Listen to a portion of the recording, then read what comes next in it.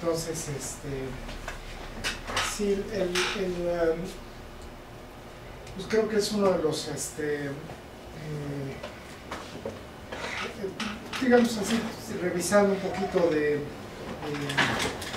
la parte de los tratamientos y de los, pues de la parte de los medicamentos, que creo que es uno de los puntos ahí muy importantes y que pues es uno de los retos, y como vamos a ver más adelante, pues una de los puntos fundamentales pues es la gran cantidad de medicinas que se usan en el TOC, y pues el punto pues tal vez más complicado es revisar el cómo pues hacer que digamos todos los fármacos se puedan llevar unos con otros. A veces eso es pues un tema muy complejo y difícil, ¿no? Y pues la medicina casi se ha movido de lo que le llamamos polifarmacia a buscar como lo que le llaman en inglés hay la expresión esta de la bala de plata, le llaman el silver bullet, ¿no? Que es como encontrar un solo tratamiento que sea como muy eficaz, ¿no? Que es pues tratar de encontrar como el antídoto específico para tratar pues la enfermedad que estamos queriendo aliviar. Y pues esto cada vez se ha visto que es difícil, porque pues para casi todas las enfermedades las causas, ¿no? Son muy poquitas las enfermedades que se deben como a una causa muy específica, ¿no? Y entonces pues acaba siendo muy difícil encontrar una sola forma de componer una enfermedad con un solo tratamiento, ¿no? Entonces, y las enfermedades de la conducta pues ha sido todavía más complicado, porque pues conforme más nos adentramos a encontrar los mecanismos causales, pues nos damos cuenta que hay como muchas probables, lo que le llamamos etiologías, muchas probables causales, y entonces el atacar las diferentes fuentes de lo que está provocando la enfermedad pues se vuelve muchos frentes, y entonces eso hace que volvamos a caer en lo que llamamos la polifarmacia. Entonces precisamente eso ha hecho difícil el tratamiento del TOC. Y luego si le agregamos otro aspecto, que es lo que llamamos la comorbilidad, ¿no? Que esto es unas, que les digo esto que se llama heterogeneidad causal, o sea que hay varias causas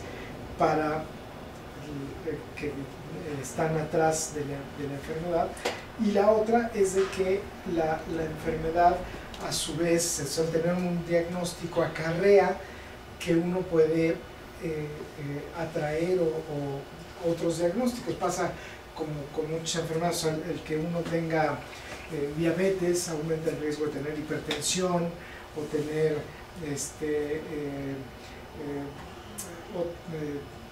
enfermedad hepática, digamos. Igual si uno tiene el TOC, aumenta el riesgo de tener depresión, o tener incluso psicosis, o tener ansiedad, ¿no?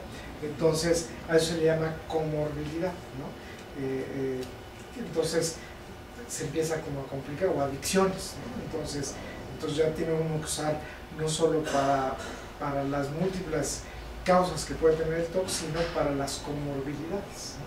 Y entonces pues eso hace que el tipo de tratamiento se empiece a hacer como muy variado.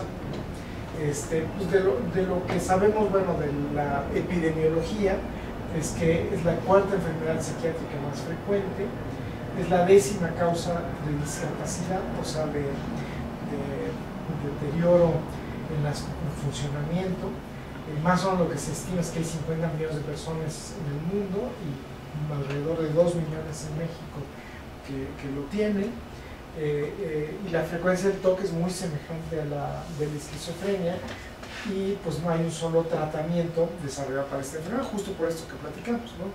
De que pues no se conoce una causa única y luego hay una gran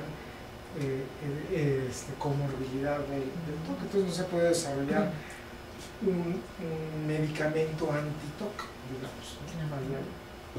Doctor, una pregunta. En la primera premisa dices la cuarta enfermedad. ¿Cuál sería la primera? La primera es depresión. En todo el mundo, ¿no? Es depresión. Sí.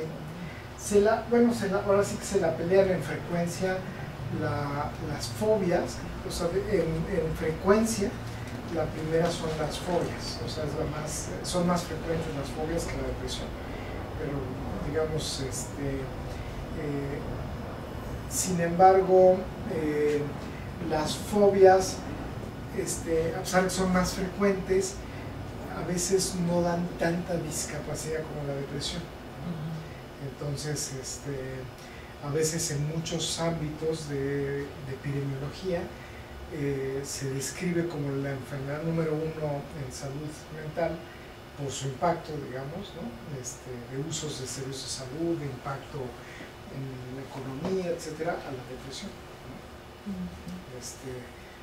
Pero sí, siempre andan en ese rumbo, ¿no? ¿Y la segunda y la tercera? Las segundas fobias, ¿no? La ansiedad, la tercera las adicciones y la cuarta es el TOC. La tercera las adicciones.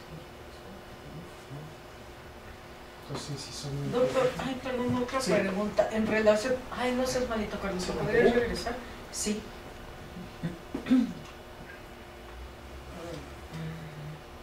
¿Se acuerda que habíamos tenido una plática en relación a los países, a las tradiciones y todo eso? Sí, a la cultura. Ajá, que es un poquito también como que puede ser también un factor, la cultura, el factor cultural, ¿no? Puede ser. ¿En qué quedaría, cuál sería la frecuencia? Varían un poquito en los diferentes sitios del mundo, ¿no? En México, pues digamos, los estudios epidemiológicos han sido alrededor del 1.6% de la población, ¿no? O sea, casi tirando al 2% de la población, la frecuencia que sea determinada. O sea, no es de los países con la mayor frecuencia, pero no es de los menos. Pues como que no hay, digamos así, que no se han podido encontrar como aspectos que protejan del TOC, ¿no? O que lo disparen, ¿no? También. Pues más bien habría como factores que al revés, como que pensaría uno que culturalmente como está más bien en los países que como que lo propician, ¿no? Por decirlo así. Pero sí, por ejemplo, pero me imagino, bueno, quisiera pensar que a lo mejor, no sé, los niveles de estrés, vamos a decir, de las ciudades sí hacen que haya más frecuencia en las ciudades, ¿no? Mayor densidad de personas, y aparte Sí. porque tienen más acceso a los servicios de salud, me imagino. Sí, o sea, una de las, por ejemplo, el nivel de desarrollo, ¿no? Que uno pensaría que a lo mejor eso sería un factor que tal vez pensaría uno que a lo mejor influiría para aumentar algunas enfermedades mentales, ¿no? Pues en México, en realidad más bien en países en vías de desarrollo, pues ahí vemos que no tanto, ¿no? Hay el nivel de ciudades que están, bueno, de ciudades que, más bien de pequeñas poblaciones que no están tan industrializadas, que no están tan urbanizadas, que serían las de mayor estrés, y que en México todavía hay muchas ciudades no tan urbanizadas, pues no es un factor necesariamente protector, ¿no? Entonces sí, como que eso no pareciera ser que es un factor que ayude, ¿no? El nivel tampoco de desarrollo, de pobreza, pues tampoco es, o sea, que actúe a favor, ¿no? Pero el de rigidez, o sea, de educación, de tradición, ahí sí, ¿no? Porque la rigidez del pensamiento hace que el TOC sea como que más, se arraigue más, ¿no? Por ejemplo, la educación, ¿no? Que también los años de educación, comparado con otras sociedades más que tienen un nivel promedio más alto de educación, en México que es menor, por ejemplo, algunas sociedades que tienen niveles más altos de educación y que el país menos desarrollado se ha correlacionado con niveles más altos de religiosidad, ¿no? O sea, los países menos educados tienen un impacto mayor de religiosidad, y eso se ha propuesto de que pues, muchos de los ritos religiosos a lo mejor influyen en que se desarrollen más, pues tampoco se ha visto que eso detone más. O sea, no es determinante. No es determinante. ¿Y qué tanto la tecnología, y me refiero por ejemplo a los juegos de videojuegos, todo esto, sí son disparadores de casos de TOC? Porque yo tengo un sobrino que, por ejemplo, es obsesivo con ese juego, ¿no? Sí. Con los juegos de video. Sí se ha investigado hasta dónde esta tecnología les ha afectado, o se ha afectado Sí, para que haya hoy día de hecho ya es una nueva clasificación de hecho ya se considera como una vertiente de conductas compulsivas los videojuegos. O sea, ya le llaman o sea, como una variante de conductas compulsivas al estar en los videojuegos, le llaman el gaming disorder, el estar jugando a los videojuegos, como dentro de los adolescentes. Evidentemente no todo el mundo que juega es como el juego de apuestas, ¿no? No o sea, todo el mundo que juegue es adicto, pero hay gente de que cae en el juego de apuestas como una conducta adictiva, y ahí sí se considera una patología, ¿no? Que ya está dentro de las conductas compulsivas, y ya se considera una patología, ¿no? Y están las dos clasificaciones, digamos, nuevas de conductas compulsivas, ¿no? Es el juego patológico, el juego de apuesta, y los videojuegos, ¿no? Son las dos nuevas. Y está en estudio lo que le llaman el uso problemático del internet. O sea, la gente que se atrapa en las redes sociales, que se atrapa en los celulares, que lo empieza a usar de forma patológica, ¿no? Es una de las nuevas clasificaciones que se acaba haciendo una conducta patológica, ¿no? Y se piensa que va a ser otra clasificación. Porque sí, efectivamente es una manera donde la gente se atrapa. O sea, no es que sea en sí algo anormal el uso, pero pues hay gente que lo usa normal. Sí, sí. Y el cerebro entonces actúa como... Sí, como si fuera una sustancia. Exacto. Como si fuera una sustancia. Entonces eso sí se está usando, o sea, se sabe que es potencialmente algo que atrapa al ser humano. Y es una de las nuevas clasificaciones, en lo que se llaman conductas compulsivas. Gracias. Que no es, curiosamente no es, o sea, se empezaron a entender a partir del TOC, pero no entran dentro del espectro. Están dentro del espectro del TOC, ¿no? O sea, porque el TOC hoy día se llama trastorno obsesivo compulsivo y su espectro, ¿no? Que es todo el grupo de patologías, y en el espectro está esta variante, que son estas conductas que se llaman adicciones conductuales, ¿no? O sea, que no hay una sustancia como tal, sino es un entorno que genera que la persona actúa como adicta, pero no hay un fármaco, ¿no? Está adicta a una acción, ¿no? Y es compulsivo. Entonces es como un TOC, pero adictivo a un entorno. Pero está el componente en el cerebro, en la genética. Sí, sí, o sea, es una operación. Sí, el que no lo tiene, pues no lo desarrolla, y el que tiene en la genética de su cerebro. Y comparte, digamos, es como una interfase entre cosas del TOC y cosas de la adicción. O sea, como que está a la mitad. O sea que hay una predisposición. Hay una predisposición genética.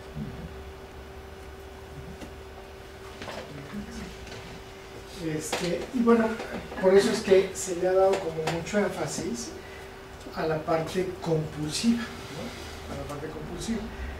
Claro, el componente obsesivo también es muy relevante. O sea, en el TOC están las dos, la parte del pensamiento, que es, digamos, lo que tradicionalmente afecta en el TOC, que hay las ideas que causan mucho sufrimiento, que es lo que tradicionalmente hay en el TOC. Pero en el TOC, digamos, puede haber las puras ideas sin necesariamente las compulsiones. Las compulsiones son tan aparentes, o las compulsiones pueden ser conductas evitativas, ¿no? Uno tiene la idea y a lo mejor la compulsión es darse la vuelta o no evitar algo, no hacer algo, ¿no? Y la compulsión, como les decía Néstor, que también las puedo tener en el TOC, bueno, es la idea y la conducta, ¿no? O sea, las clásicas como la idea de sentirse contaminado, lavarse mucho las manos, o la idea de sentir que uno hizo algo mal y entonces tener que rezar mucho, la duda y tener que preguntar, ¿no? Que hay algunas que son la idea y la compulsión, ¿no? Y en las adicciones conductuales, pues es la idea de pues tener que acabar un juego, tener que checar el Facebook y estarlo haciendo muchas veces, ¿no? O sea que ahí sí están vinculados. Pero la idea no es tan incómoda, o sea, es más la conducta de no poderse desprender de estarlo haciendo, ¿no? Doctor, ahí veo un lápiz. ¿Hay gente que tiene esa compulsión? Sí. Ay, eso es, no la sabía. Sí, sí.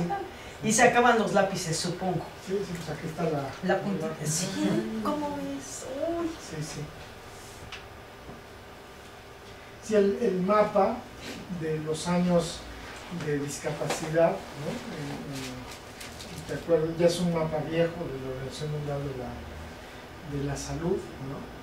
Y aquí refleja más bien como el acceso a los servicios de salud, ¿no? Donde hay más servicios de salud, están más disponibles, pues, que en Estados Unidos, Europa, y en Latinoamérica, en África, en Asia, pues hay más discapacidad, pero pues es como gente que tiene menos acceso a los servicios de salud mental, ¿no? Que es más bien lo que refleja.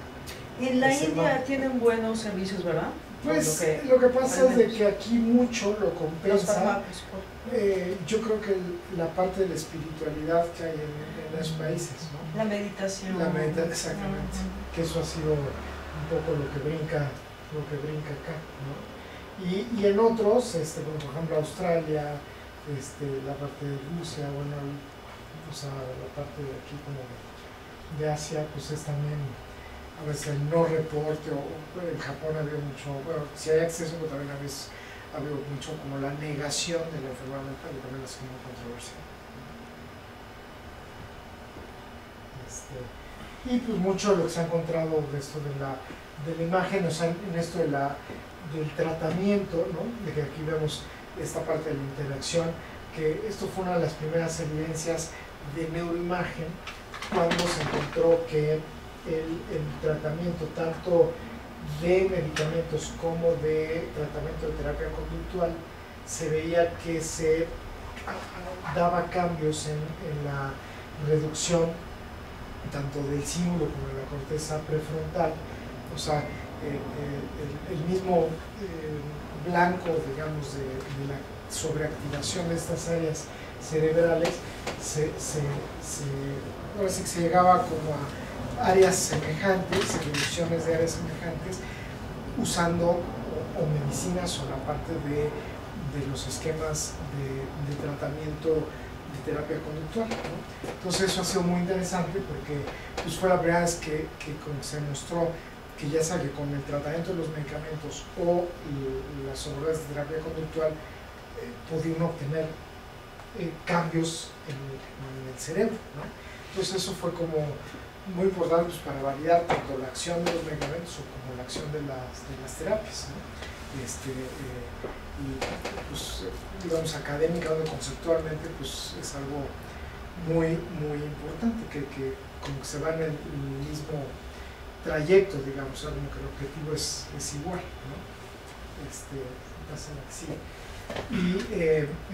Y entonces pues, ha sido, digamos que ahora lo que se ha visto es de que pues también a nivel de sobreactivación en áreas cerebrales no siempre hay las mismas áreas que están sobreactivas en el TOC, ¿no? Entonces ahí empezamos a ver ya esto que les digo de la heterogeneidad, ¿no? O sea, no solo se ha encontrado que está activa el cíngulo y la corteza prefrontal, sino se ha encontrado que el tipo de actividad cortical puede llegar a la línea media de la corteza prefrontal y la cara anterior del cíngulo, ¿no? Que también se ha visto que está puesta más activa. Incluso aquí decían en este estudio que los pacientes que mejor respondían al tratamiento de la paroxetina, ¿no?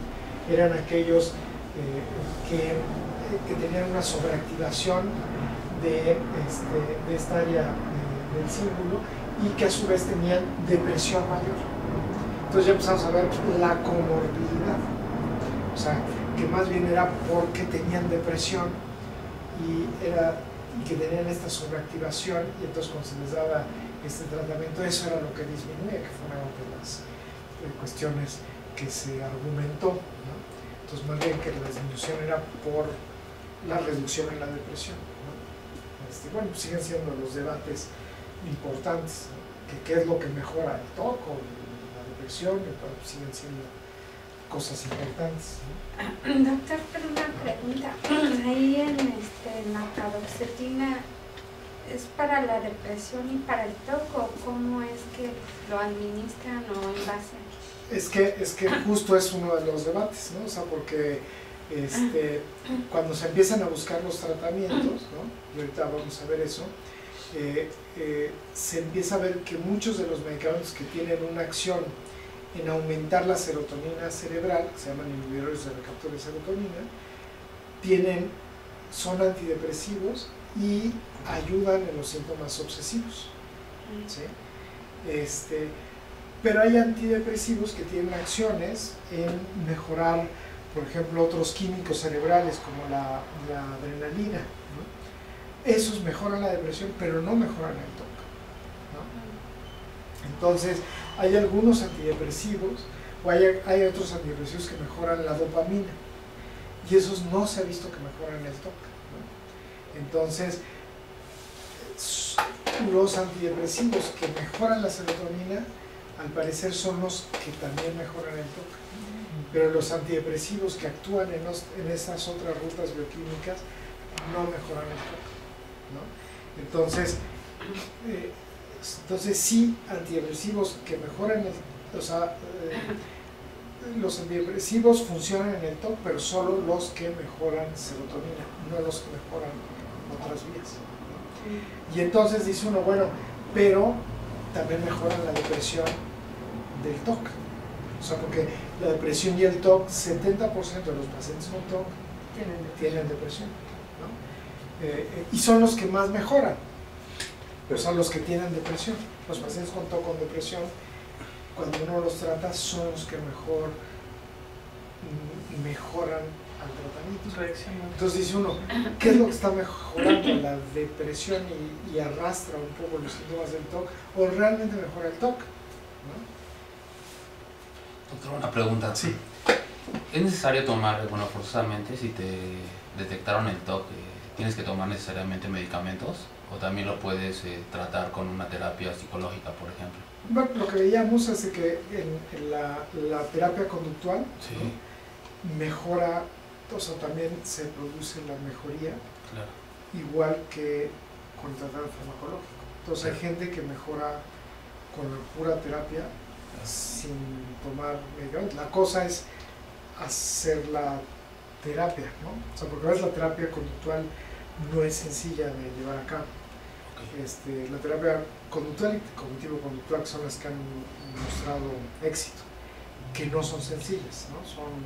Son retos difíciles y la estructura de hacerlas no es, o sea, cuesta trabajo llevarlas a cabo.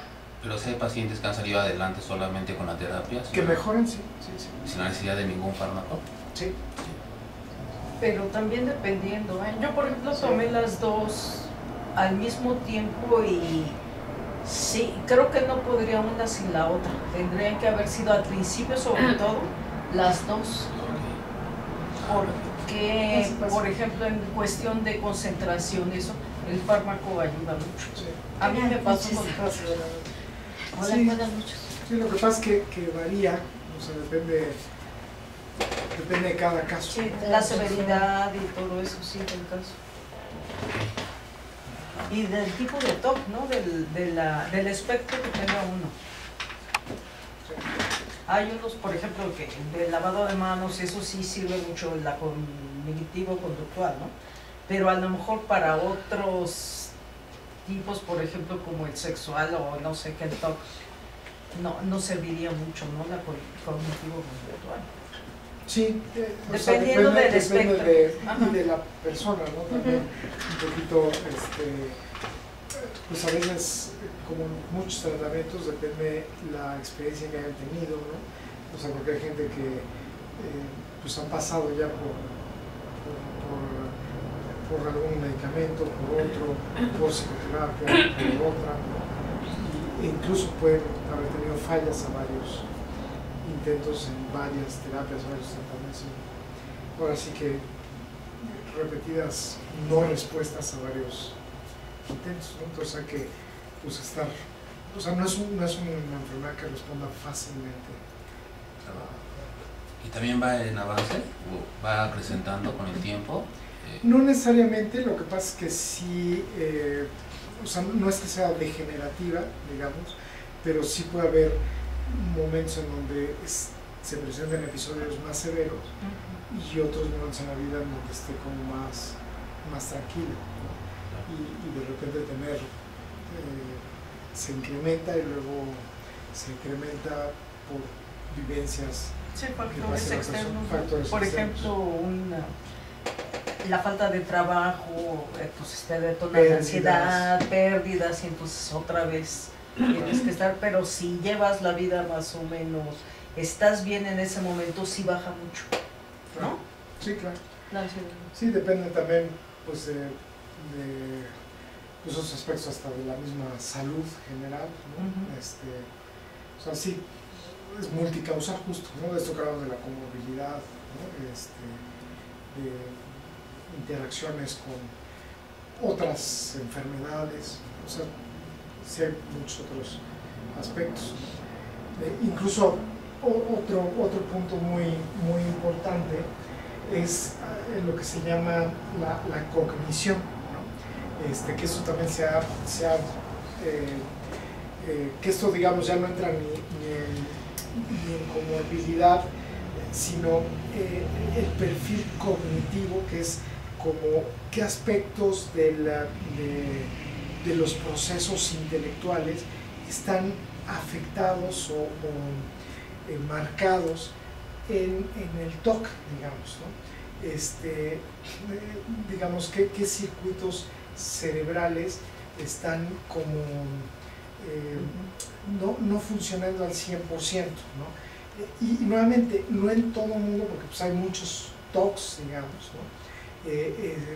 Pueden estar fallando. Y pues se han encontrado muchas áreas del cerebro que, dependiendo de la variedad de TOC y en muchos pacientes, pueden estar con algunas deficiencias en el funcionamiento y que cada una de estas áreas tiene diferentes propósitos en la cognición, ¿no? Entonces, por ejemplo, uno de los que con frecuencia tiene que ver es lo que son los lóbulos frontales, que algunas de las funciones tienen que ver como con la planeación y que se llaman las funciones ejecutivas y que normalmente en algunas personas están como más afectados que en otras prácticamente no tienen alteraciones, pero en muchas personas estos circuitos que tienen que ver con a veces el estar haciendo rituales y el poner freno a los rituales es parte de lo que se altera, ¿no? Entonces a muchas personas la planeación y el como imaginarse en el tiempo y qué tanto tiempo se deben de dar y cuánto va a tomar ese tiempo, digamos, como que todo Les cuesta trabajo. programación cuesta trabajo, ¿no? Que es como una función muy específica mental, ¿no? Pero que es como un reto intelectual, por decirlo así, se vuelve difícil, ¿no? Y para completar tareas que tienen que ver como con circularidad, ¿no? A lo largo del tiempo, y luego pues en tareas como rutinarias se vuelve difícil, como la puntualidad, por decir algo, ¿no? Y tratar de estar a cierta hora y hacerlo y repetirlo y siempre hay como un esfuerzo en hacerlo, precisamente por esa capacidad como de planearse en el tiempo, ¿no? Que es la visión de uno mismo en el tiempo, que uno diría, bueno, es una función como curiosa, pero que tiene que ver justo como con esta visión de uno mismo en el tiempo, y es una de las áreas que está alterada, ¿no? En el toque es un poco como, como para imaginarla como la gente que tiene una ceguera al color, ¿no? Que a veces es como alguien que no puede ver el rojo, ¿no? Pues te dice uno, ¿cómo es posible que alguien no? Pues sí, es que hay funciones a veces cerebrales que están alteradas por una como no conectividad de circuitos cerebrales, y de repente pues, hay alguien que no puede percibir un color, ¿no? Igual aquí es esto, que alguien no se puede imaginar correctamente en el tiempo y está alterado. Y cómo se han detectado, pues digo, funciones finas en lo que llamamos funciones cognitivas en el TOC, ¿no? Que pues todas siguen examinando muchas de ellas, y en las diferentes subtipos clínicos del TOC, que es un área como muy interesante y que, bueno, pues conforme más personas evalúen, más vamos a entender del TOC, ¿no? Por ejemplo, en la del hipocampo. ¿Qué tiene que ver con la memoria? O sea, el hipocampo tiene que ver con el tipo de memorias y por qué muchas de las memorias negativas, ¿no? Se almacenan, y por qué esas memorias pues, de cosas a veces absurdas resuenan y alteran y no prevalecen las positivas y cuesta borrar los recuerdos negativos y están como más presentes. Eso, ¿no? Y es una de las alteraciones que digo, como es muchísimo, ¿no? Doctor, ¿la reconcentración dónde se encuentra? La concentración tiene que ver con los circuitos derechos orbitofrontales. Ah, en esto de eso, ¿no? Sí. Lo que da el TOC. Sí. Y que por eso mucha gente con TOC no se ¿Tiene concentra. alguna? Tiene Parece que esa. tiene déficit de atención. Ajá, sí. Parece Sí. que tiene déficit de atención. ¿O sí lo tiene? Sí. Bueno, lo tiene y parece. Pero no, o sea, es como si fuera un déficit de atención del adulto, pero no es exactamente el déficit de atención como Claro. el del niño que es inquieto y que está hiperactivo, ¿no? O sea, es más bien un problema de atención, pero distinto. O sea, porque no hay hiperactividad, es más de monitoreo de atención. O sea, que es Entonces, diferente. perdón, entonces el intelecto del TOC, de las personas que tienen TOC, sí está alterado, sí tiene como una Pues no, deficiencia, por decirlo de o alguna sea, manera. tiene algunas funciones que no están al 100% y varía mucho de persona a persona. O sea, no es como para decir que está afectado el intelecto, ¿no? Ok. No es como para decir, porque no hay, o sea, si uno hace la valoración, por ejemplo, del coeficiente intelectual, no es que haya un coeficiente alterado, pero sí algunas funciones están como, funcionan distinto en algunas funciones que cuando se valora con personas que no tienen TOC. Es como Hay algunas que están como más afinadas que otras. Claro. un ejemplo, bueno, sería, bueno, si es así o si no me dice usted, es cuando estás tú metido en tu idea obsesiva, pero eso, o sea, estás, bueno, no sé, en el trabajo llega la idea obsesiva y tú estás tan metido en tu idea obsesiva que no estás prestando atención a lo que sí, ¿no? Es eso, Así ¿no? es. No es que tengas alguna cuestión intelectual, ¿no? Exactamente. Exactamente. ¿Y la amígdala, doctor, que La amígdala tiene que ver con el manejo mucho del talante emocional, el manejo de la ira, o sea, bueno, es que cada función, cada área del cerebro tiene que ver con muchísimas, y las interacciones con la angustia y la ira, Hasta el amor, ¿verdad? Tiene que ver ahí. sí, claro. En las funciones de la Exactamente. bioquímica cerebral. Doctor, entonces, ¿esas son funciones cognitivas que todos tenemos? Sí, sí, pero estas son las que están como Afectadas. afectadas. A ver, las afectadas son las de abajo, por decirlo. Y las otras están exacerbadas. Bueno, que no salen mal, ¿no? Muy Son altos. desviaciones estándares. Ah, ok. Pero no es que estén exacerbadas. No, ¿cuáles son las más exacerbadas, doctor, en el o sea, que están más afectadas, Ajá. pues tiene que ver con estas que son las de los lóbulos frontales y algunas en estos de materia blanca cerebrosa, que tienen que ver con la sistematización de la información. Bueno, pues esto es un poquito lo mismo. Y bueno, justo la vivencia, ¿no? Lo que busca la terapia conductual, pues es como la exposición, la prevención de la respuesta, que es como un reaprendizaje, que es como volver a aprender,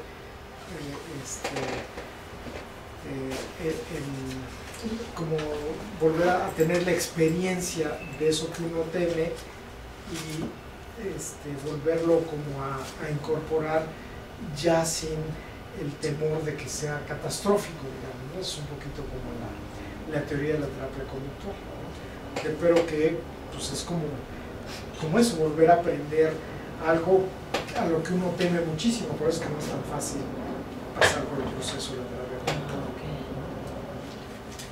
Yo no entendía por qué comentaba que Sí, por eso es un proceso. Sería como difícil. una confrontación al miedo. Por ejemplo, Sí, en mi caso así es. personal, bueno, eso es aparte del TOC, yo tengo claustrofobia.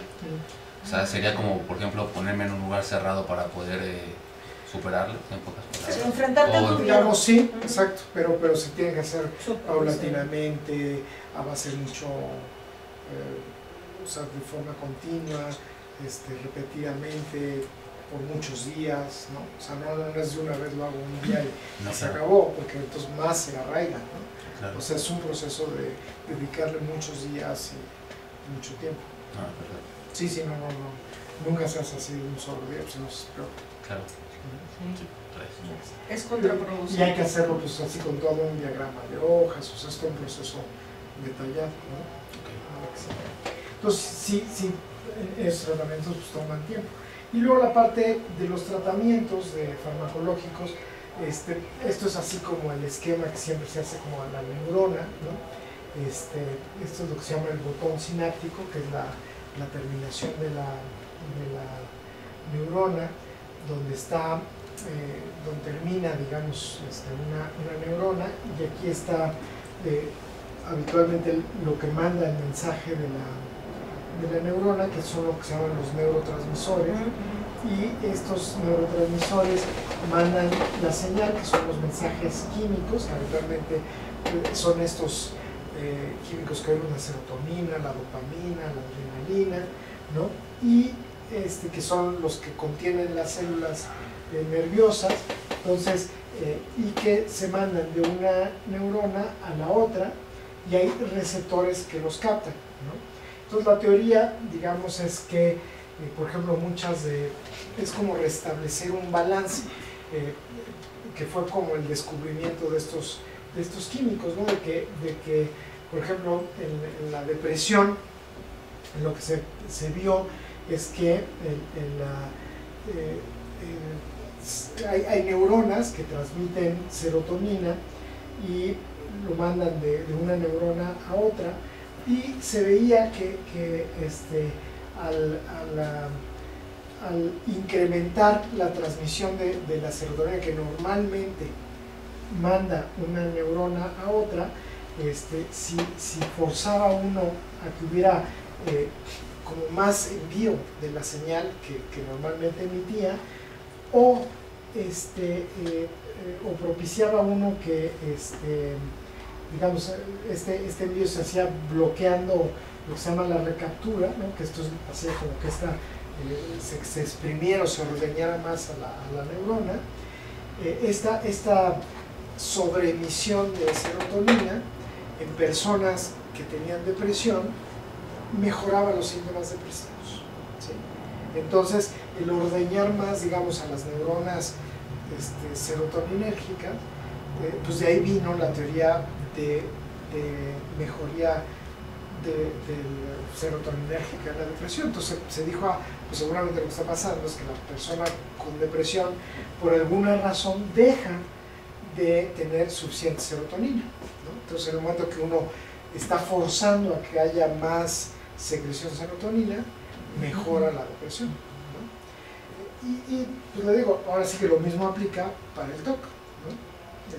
Claro, esta misma serotonina, esta misma hipótesis se ha visto que pasa, por ejemplo, la depresión para las neuronas que transmiten adrenalina o para las neuronas que transmiten dopamina, ¿no? Que si uno ordeña más a esas neuronas, mejora la depresión. Pero en el TOC solo sucede con las neuronas que mandan serotonina, ¿no? Eso es una cosa característica, ¿no? Entonces, por eso la hipótesis es que algo anda mal con la serotonina y el TOC, ¿no? Es como el Parkinson con la dopamina.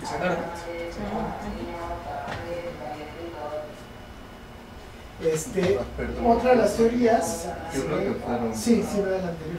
es con el TOC. Hay una variedad del TOC que se ha visto asociada, que se le ha llamado pandas, que aparece en la infancia, pediátrico, que tiene una naturaleza autoinmune, que da síntomas neuropsiquiátricos, se le llama disorders, que son trastornos asociados con estreptococo.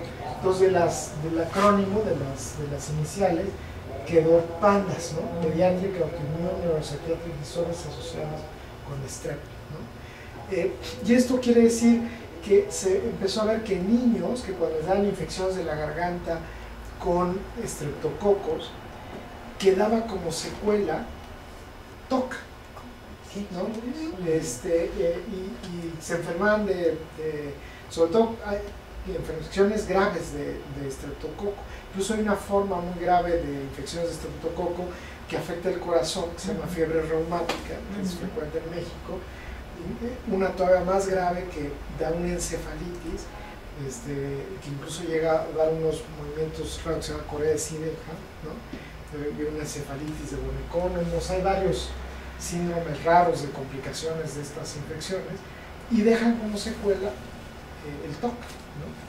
Entonces, dicen, bueno, ¿qué pasa con esta? Es una causa nueva del TOC, ¿no? Entonces, y claro, aquí el tratamiento, si les daba un antibiótico, mejoraba el TOC, porque se mataba el estreptococo, ¿no? O si daba antiinflamatorios, pues bajaba la inflamación y se mejoraba el TOC, ¿no? Pero nada más pasa como en los niños, digamos, ¿no? Cuando uno detecta el estreptococo, se ha querido dar en adultos y no funciona. Hay algunos ensayos en donde se ha dado algunos antibióticos en adultos y los resultados son así no muy satisfactorios, ¿no? Se ha visto que algunos antibióticos actúan en un nuevo químico que se llama el glutamato, que es como un tóxico de las neuronas. Y de ahí nace como toda una teoría que si uno quita este glutamato, que es un neurotransmisor excitatorio un poco tóxico de las neuronas, pudiera mejorar el TOC. Y entonces hay todo un rubro de tratamientos de medicinas que bloquean el glutamato, que actúan en el glutamato, que se empezaron a usar en el TOC, ¿no? Entonces ya les digo cuáles son, que es el topiramato, la lamotrigina, ya hay otros ahora que se están usando, que es la ketamina, pero es todo un grupo de medicinas que actúan en la aripiprazol. O sea, hay varios medicamentos que actúan en glutamato, pero basados en esto que se encontró en los niños. Pero el estreptococo, ¿qué es lo que hace en el cerebro? El estreptococo, o sea, da la infección y los anticuerpos que se generan, o sea, que el cuerpo emite contra la bacteria, estos anticuerpos, cuando están peleando contra la bacteria, generan como una proteína que es muy, la forma que tiene la proteína acaba siendo muy parecida a las células, a una proteína que recubre las células de los ganglios basales del cíngulo en el cerebro. Y entonces hace lo que le llaman una inmunidad cruzada, y entonces empieza a atacar a las células del cíngulo. Y entonces hay un fenómeno de inmunidad cruzada y empieza a lesionar el cerebro. Y por eso empieza a darle. Entonces, por eso que esto ha sido como mera casualidad, digamos, que se encontró. Pero es un modelo, pues, bueno, es un hallazgo interesante. Doctor, pero aquí sí hay cura, ¿no? O sea, los niños ya... No, porque si quedan con la secuela del TOC, pues quedan con el TOC. Y quedan con para el toda TOC la que vida. sigue para toda la vida. Bueno, gracias. Se me da la que sigue. La que sigue, bueno, es un estudio que hicimos ahí de la que sigue. Bueno, son modelos animales, se ha buscado hacer esto, la que sigue. Esto es un poquito lo que les decía, que si medicamentos que actúan en serotonina y actúan en norepinefrina que no actúan en el TOC, ¿no? Sería la que sigue, que son modelos animales. Es un estudio que se hizo en ratones, y que es muy interesante porque se hizo se verá la siguiente, un virus que justo es ahora sí que un tratamiento de terapia génica, ¿no? En donde se puso un virus que reparaba las células que llevaba como el virus con la versión corregida digamos de los genes del glutamato en esta proteína, ¿no? Y cuando se le inyectaba un ratón que tenía como la mutación que se rascaba compulsivamente, al inyectársele dejaba de rascarse. Entonces en el ratón es la primera terapia génica que se hizo en un modelo animal. Claro, siempre los modelos animales, o sea, son muy interesantes teóricamente, pero pues, la distancia a hacerlo en el ser humano es grande, ¿no? Pero digamos, esto lo interesante es que se puede inocular un virus modificado genéticamente y puede revertir la conducta compulsiva de rascado en el ratón, que es a lo que pues, aspiraría a poder llegar en el ser humano. Y es justamente la vía del glutamato, ¿no? Que pues, todavía no se puede llegar ahí. Porque incluso esta proteína en el ser humano no parece tener efectos muy marcados, ¿no? Oye, una pregunta. Lo que dijo Meche hace rato, dijo de la serotonina es para el TOC como la dopamina es para el Parkinson.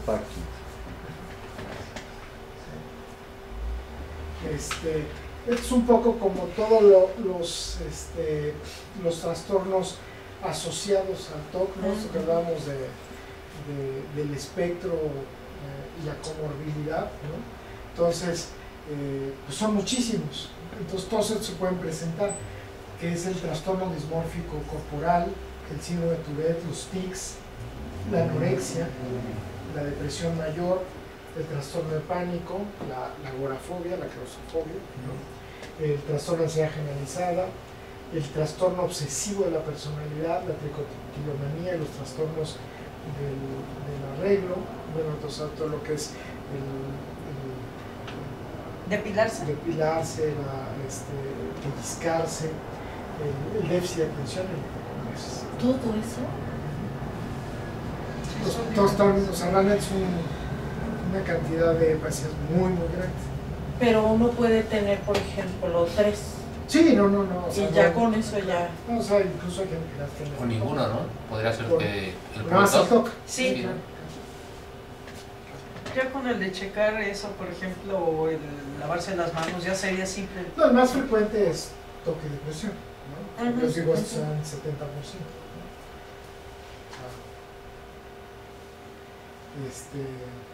Bueno, les digo, se han encontrado, hay dudas, o sea, por ejemplo, con las parafilias, ha sido algo controversial, que son, por ejemplo, la paidofilia, o sea, muchas de las conductas sexuales, ¿no? Que están asociadas, el control de impulso, en fin, hay algunas están ahí. Doctor, ¿es control o descontrol? Se llama del control de los impulsos, pero pues, sí es un problema para controlar impulsos. Sí, que no piensa uno, actúa así sin meditar, ¿no? Impulsivamente. Exacto. Y estas son las clásicas dimensiones o sea, las subtipos del TOC, que son las obsesiones de limpieza y contaminación, las de acumular, las de orden y simetría y las religiosas y sexuales, ¿no? Que son los clásicos grupos de los subtipos del TOC, ¿no? Que ¿Y los al día de hoy sucios son también? clínicos. ¿Perdón? Los sucios también. Bueno, son las de limpieza y contaminación. Ah, O sea, pero digamos, son divisiones clínicas, pero al día de hoy, fuera de las de acumular, que parecen ser las de peor respuesta clínica, no han dado grandes diferencias, digamos. Y también pueden ir cambiando, ¿no, doctor?